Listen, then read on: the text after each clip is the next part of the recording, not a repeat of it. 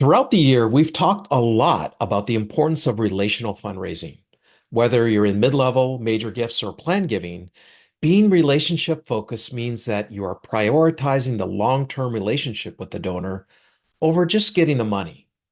It's been our goal at Veritus to insert this model within the nonprofit sector so more organizations can create thriving gift programs and connect more strategically with their donors. It's a tough but ultimately rewarding transition that many are making.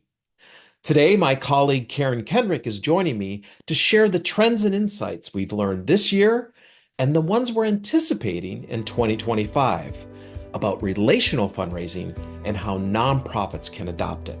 Thanks for listening. Welcome to the Nothing But Major Gifts podcast from Veritus Group, featuring Richard Perry and Jeff Schreifels. Twice a month, we bring you the latest and best thinking about major gift fundraising, so you can develop authentic relationships with your major donors. Here are your hosts, Richard and Jeff.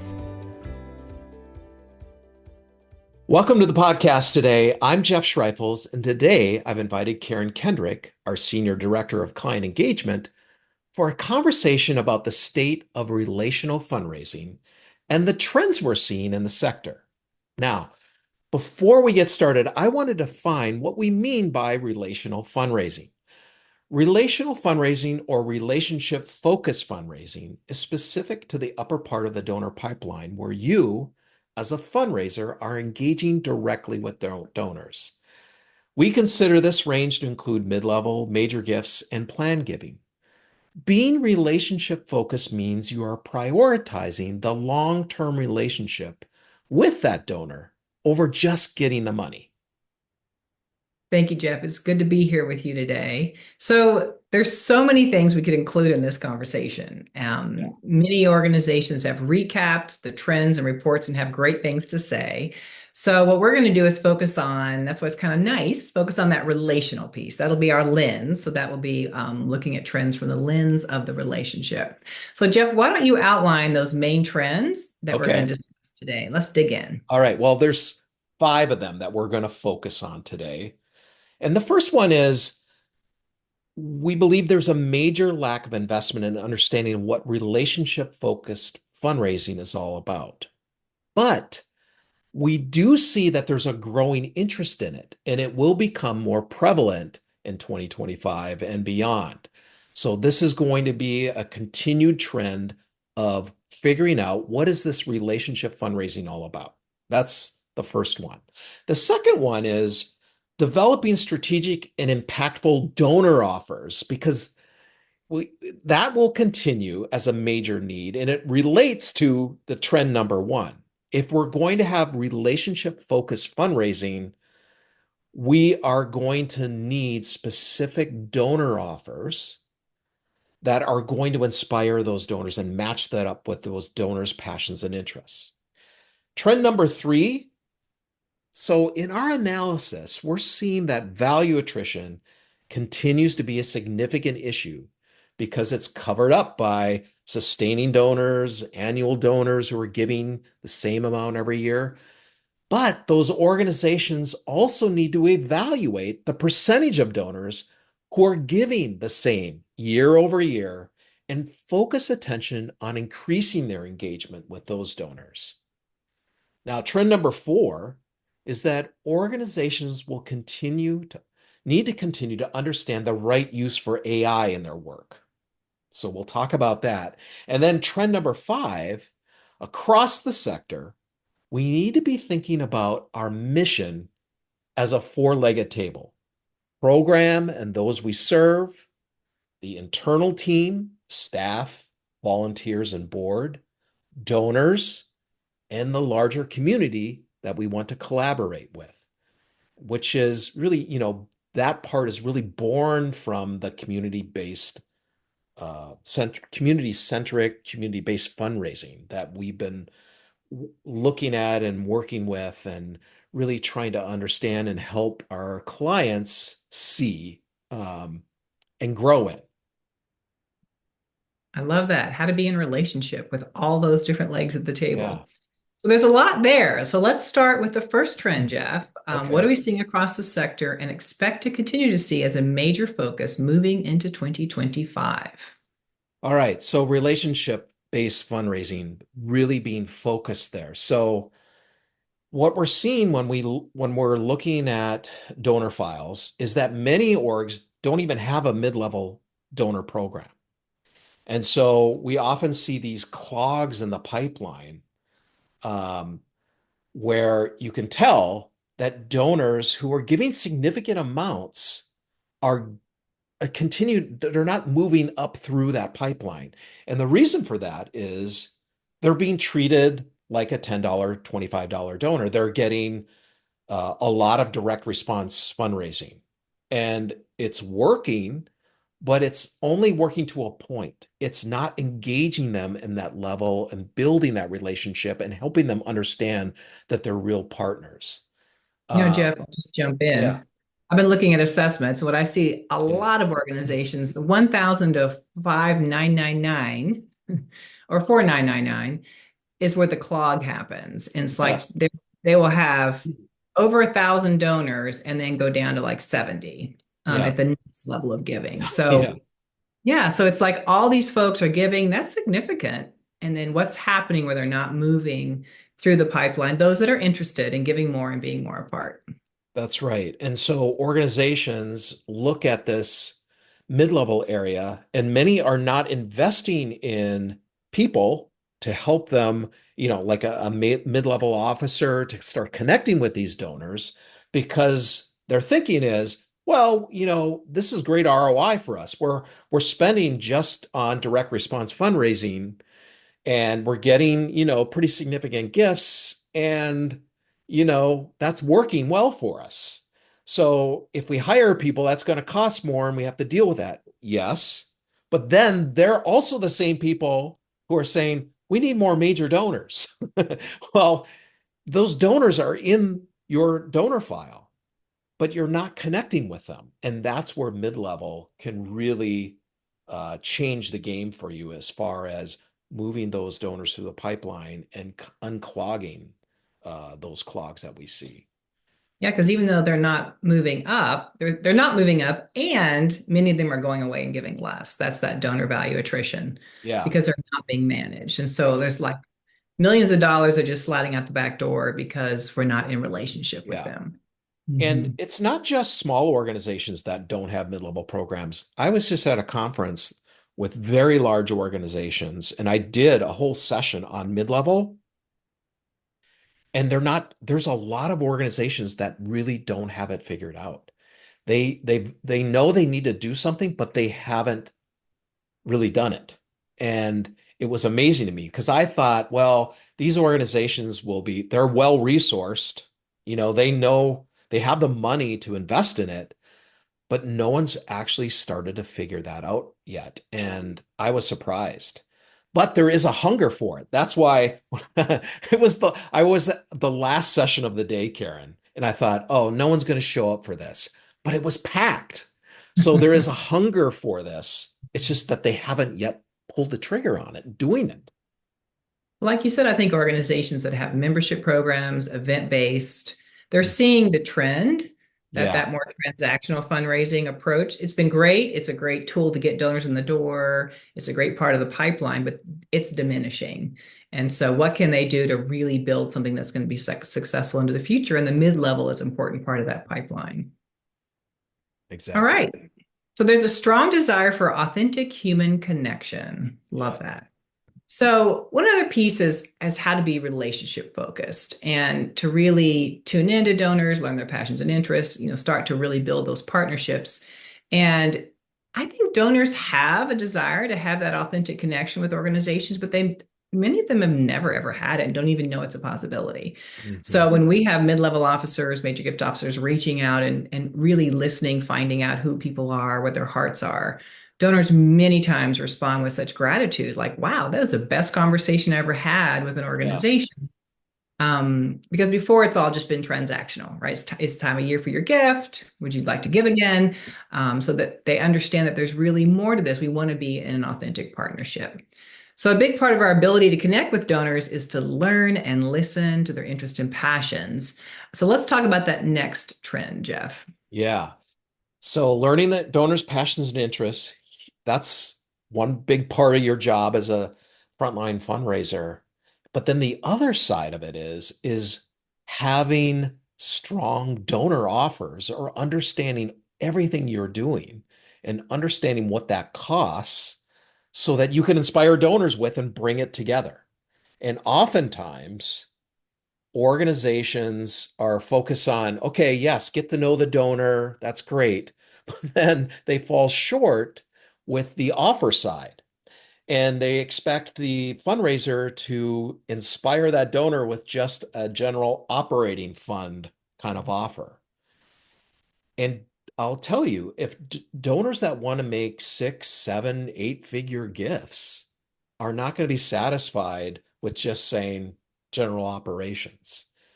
They have passions and interests, very specific, that are related to all the things that you do. Your job is to figure that out and then bring those specific offers to them.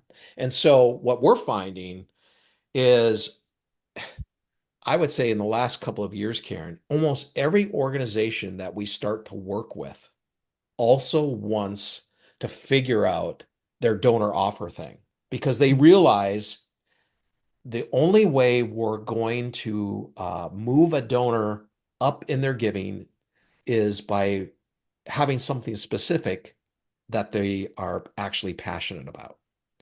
And, they might have a donor that is always giving $10,000 a year because they love the overall organization. But there are aspects within your organization that they really, really love. We need to bring those kind of offers to them. And what we've seen is when you do, their giving goes way up. It's We don't want donors coming up with programs that they're passionate about. That right. which has happened in the past. Oh, I'll give you $1 million if you'll do Yeah, X. And no, that's not really what you should be doing. What we want to do is this is our mission. This is what we need to be doing. This is what we're learning is most important and valued from those we serve. yes, And how do we plug you in to really grow that program? that's right. Mhm. And we've also been seeing some other interesting trends come out of our free donor file assessments, Karen. Why don't you talk about that? Yeah, so it's interesting. So donor value attrition is that revenue that's sliding out the back door. You did all this work to get donors in the family, and basically you never have them over for Thanksgiving. You never talk to them, and after a while they're like, I think I'll go somewhere else, Yeah, um, or I'm not really engaged to continue to give. And so you have to keep working really hard to get new donors in the door to make up that difference. So yeah, many times we don't see that's happening because new donors are giving us, we reached our goal every year, we're doing better, 10% increase, and we're right. not noticing that that's happening. So imagine you could have all that increase plus, another number of organizations I've looked at their assessments, it's millions that just went out the Yeah, back door over time. yeah, So that's one trend. The other one is that organizations that have some sort of affinity group, sort of club, sort of membership level, donors come in and it's amazing. Their value attrition is not bad because donors are giving 10,000 every year or 5,000 every year or 1,000 every year for 5, 10 years. yeah, And it's sustaining and it's exciting, but yet there's so much lost opportunity, right? Because they haven't sat down and said, wow, you have been doing this $10,000 for 5 years. Why are you still here? What's your passion? What's been exciting to you? What's meaningful? And then asking, would you be interested in being connected in other ways and contributing to other programs? And there's so much opportunity for donors who would love and get joy out of giving more than that certain amount every year.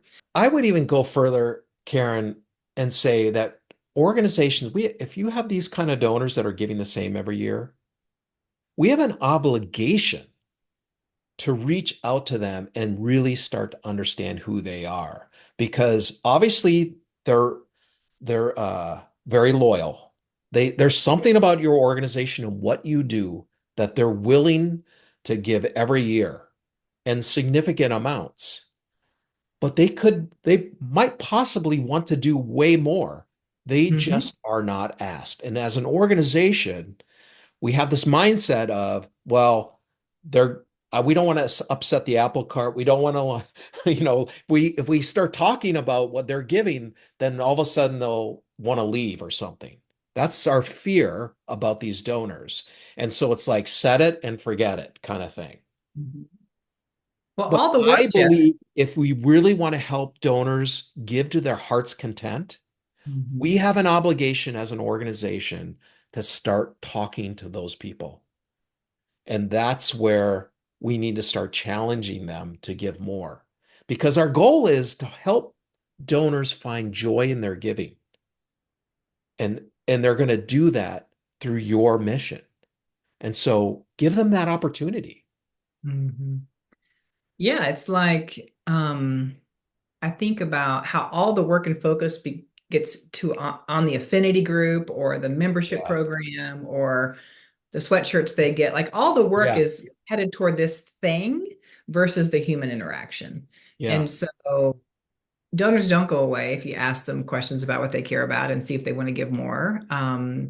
Actually, they'll get more engaged and more excited, and then you'll get clear who's happy in this lane and then who wants to be in a different lane. And then I can focus really on building out those individual plans and goals and really understanding who they are. And that's really meeting donors where they are in relationship. So diversifying that pipeline, and that happens through relationship, through understanding where people want to be on that pipeline, do their passions align, and what opportunities are there to plug them in new ways. Yeah.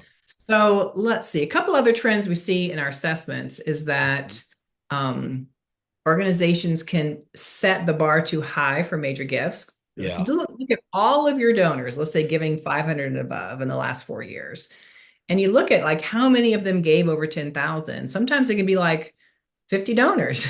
Yeah. Well, if only 1 in 3 really wants a relationship to be qualified for major gifts, that doesn't really, for 150 on a caseload, that's not really enough for even one major gift officer. So you want to look at your list and see where do the numbers fall in giving and think about, how many staff do we really want to have mid-level and major gifts and have that pipeline Yeah. happening.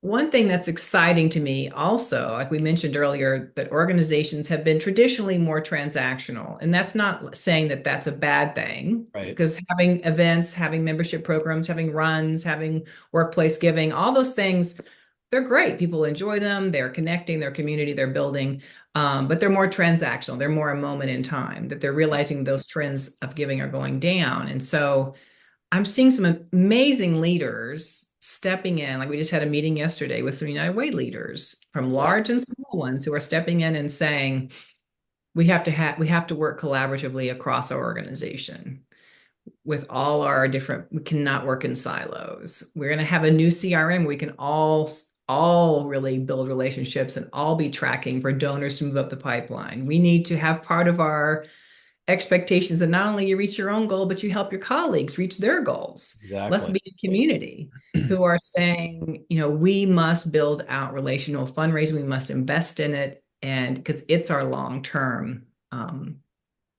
for us, our sustainability, for us to be here in the future, this is what we have to do. So that's exciting. Those leaders who are ripping off the band-aid and saying, this is our program. If you don't like it, this is not the place for you.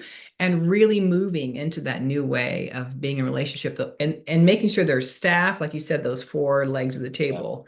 The team members are not being paid pennies, right? Right. The staff, the board is not running the whole show, but they're part as partners. We've got people we're serving and working with and program who are feeding in with their wisdom and guidance and the greater community. How do we work more in collaboration to really find solutions? So it's exciting to see the amazing leaders out there doing that. So our next trend is something on everyone's mind these days, Yeah. and we've had some interesting conversations about it. AI. It AI. can be used in an interesting way, and it can also maybe be problematic. So, Jeff, neither of us are experts in this, but we have been talking to folks, and what are we Yeah. hearing? Well, recently I was talking to some of my direct response friends in agencies, and there's now an agency out there that are using AI as um, major donor officers, major gift officers. So, and that's troubling to me Mhm. replacing a human being with AI. So someone could go on a website and have a conversation asking questions about the organization, and that person is acting as a person, even talking to them over the phone using AI as a major gift officer. That to me is problematic. However, on the other side, AI it really could be a great tool, especially for fundraisers who are doing research on donors. Instead of having to Google all kinds of stuff, being able to use AI to get a deeper dive into who your donors are. We've already seen, and I've used it myself. I've seen how it can really be a great tool for that. It also can be a great tool, depending on how well you prompt AI, on how to develop. It could be a phone script or an email that you could create, a template, or even proposals around a dynamic offer that you have. AI is really good at developing those. Now, again, it really depends on the prompts that you're giving. And what I found is the more you use AI and it starts to get to know you and know where you're going, it actually gets better and better. Um, but those are some areas that fundraisers who are bogged down in trying to create, big proposals and everything can use AI to help them kind of set the baseline proposal and then start editing from there. Um, so I really look at AI as a real enhancement, and help it can help us how to know our donors better, how to talk to them better. Um, but it doesn't take the place of that connection that you need. Because I really believe if you're going to ask a donor for a significant gift, they want to see you. They want to be able to know that they can trust someone behind that offer. And so that connection is key because you're building that trust, and that's what donors need to be able to do that. Um, so I think AI can be a really good tool for that relationship fundraiser, to help enhance what they're doing. It could also help you develop your strategic plan for your donor for the year, for all Mhm. your donors. Again, it depends on the prompts that you're putting in, but if you see that as an overwhelming task, if you're putting in your prompts correctly, especially for that first time, you can create a 12-month strategic plan for your donors and tier them and all of those using AI. So again, that's a tool to help you be more efficient. But in the end, what it's doing is giving you the time to build those relationships. Um, and so that's I think the benefit of AI is in all of this for the relationship focused fundraiser. So it's Now, here. It's what not it's going here, away. yeah. And it's only going to get better and better. So I really encourage everyone to start using it and testing it and figuring out how it best works for you and makes you more efficient. That's really the bottom line. Oh, Always go be ahead. cautious about donor information, not Yes, putting them. absolutely. Yes. I Pulling will. information that's Yes. public, yes, but Yes. not being very, very, very cautious about any of that. Correct. Good Mhm. point. Now, our last trend is one that's been on our minds a lot this year, and it's about thinking differently about your mission.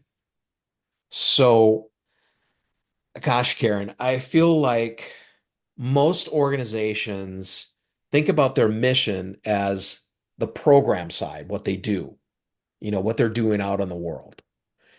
And everything's about the program, and then everything around it is just to support this thing. But I think we need to think much bigger. And we were talking about looking at the mission as your table. You know, this is, you know, this is what the mission really is. It is about program, but it's also about the people that are actually carrying out that mission, whether it's your staff, volunteers, the board. And it's also about the donors who are funding this mission. They're part of the mission. And it's about the larger community that's collaborating with you in that mission. Those four legs are all part of this. And I feel like most nonprofits don't understand that. And so, as we said before, they treat their people terribly.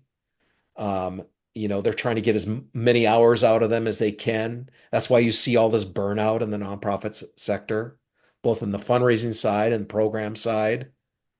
People are not getting paid well. For some reason, we think, well, because they're a nonprofit, these people shouldn't be paid well. That's not really looking at your people as part of your mission. Um, and then obviously we look at donors. How do we treat donors? And do you treat them like an ATM machine? Do you see them as a means to an end only? Or do you actually see them as partners and people that you're trying to help find joy in their giving? And then you look at the community, those that are collaborating with you in your mission, those who are affected, those who are recipients of. How do you view all of that? Are they partners in this? Do they have a seat at the table? Our community-based fundraising friends have really challenged us all to think about that in a new way. And we haven't done a great job at that. But how different would our organizations be if we could view our mission holistically like that? We would treat our donors well. We would report on impact. We would thank them well, serve them well, and see them as real partners in everything that we're doing. Yeah, it's so interesting. Community-centric fundraising has helped me think about how have I not seen how in our sector we do harm in the name of doing good. Mm-hmm. Doing harm might be to treat those we serve as less than, that we're here to save, with saviorism. It might be, like you just said, with staff. It might be giving donors too much power or treating them like ATM machines. And it's so interesting. And then the community, it may be something like, am I collaborating to solve a problem, or am I a big nonprofit taking all the funding? And there's smaller local nonprofits who are run by those we're serving, that population, and they're not getting the funding because we're getting it all. Like, are we thinking about the bigger community in working together to solve the problem? So, we work in a charity. We're there because we want to do good. And so it's important to step back a minute and say, it has to be, we all are human. How do we treat each other in a way that's human and partnership and connecting and honoring and respecting? And it's not easy. No. It's not easy to do all that, right? No. And so I love that what we've been learning and thinking about a little differently in even our work. Yeah. Karen, thank you so much for joining me today. And I hope each of you listening were inspired by some of the trends and opportunities we discussed today. If you'd like to learn more about how to strengthen your relationship fundraising efforts, I highly recommend that you apply for our free donor file assessment. In this assessment, we're going to be able to figure out what your donor value attrition rates are that Karen talked about earlier. We're going to talk about your pipeline and are there clogs in that pipeline? And we're going to be able to give you a revenue forecast over the next 5 years to show what is possible if you put it all together and you have that structured, disciplined relationship fundraising program and where you could be in the next 5 years. It's amazing. And every time we've done one of those assessments, those organizations are literally blown away by what we have been able to find in their data. So I highly recommend that you do that. So thanks for joining us today, and we'll see you next time. Thank you for joining us for the Nothing But Major Gifts podcast from Veritus Group. Richard and Jeff also write an ongoing blog that you can subscribe to for free at veritusgroup.com. Please join us again next time.